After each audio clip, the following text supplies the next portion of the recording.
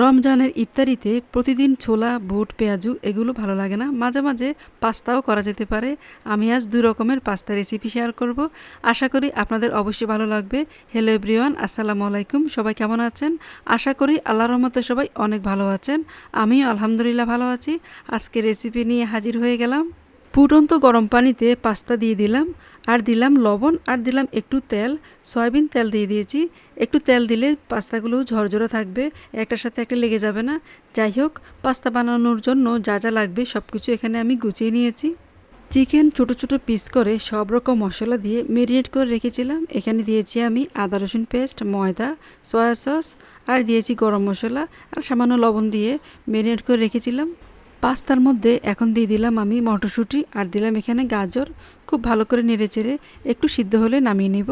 তারপর ঠান্ডা পানি দিয়ে ধুয়ে পানিটা ঝরিয়ে রাখবো। একটা প্যানে তেল দিয়ে ছোট ছোট পিস করা চিকেনগুলো একদম ভেজে ফ্রাই করে নিব। যখন চিকেন থেকে খুবই সুন্দর একটা ঘ্রাণ বের হবে তখন নামিয়ে নিব। এইভাবে চিকেন ফ্রাই করে পাস্তা বানালে সেই পাস্তাটা খেতে অনেক বেশি মজা লাগে। আমার বাচ্চাদের অনেক বেশি পছন্দ ঝাল ঝাল পাস্তা। চিকেনগুলো ফ্রাই হয়ে গেছে, এখন নামিয়ে নিচ্ছি। একই প্যানে পেঁয়াজ কাঁচামরিচ হালকা করে ভেজে নিলাম, সাথে দিয়ে দিলাম টমেটো কুচি। একটু নেড়ে চেড়ে দিয়ে দেবো এখানে ক্যাপসিকামগুলো খুব বেশি টাইম ভাজবো না, একটু নেড়ে চেড়ে তারপর দিয়ে দেবো এখানে পাস্তাগুলো দিয়ে দিব স্বাদ মতো লবণ, আর দিব সয়া সস, আর দিব একটু টমেটো সস। সব কিছু দেওয়া হয়ে গেলে খুব ভালো করে উল্টে পাল্টে মিশিয়ে নিব। আসলে ক্যাপসিকাম দিয়ে পাস্তা বানালে খেতে কিন্তু অনেক মজা লাগে। আমার তো ভীষণ পছন্দ। আপনাদের কেমন লাগে অবশ্যই কমেন্টসে জানাতে পারেন। যাই হোক, খুবই মজা হয়েছিল ক্যাপসিকাম দিয়ে পাস্তা। চিকেন পাস্তায় ডিম দিলেও কিন্তু খেতে বেশ ভালো লাগে।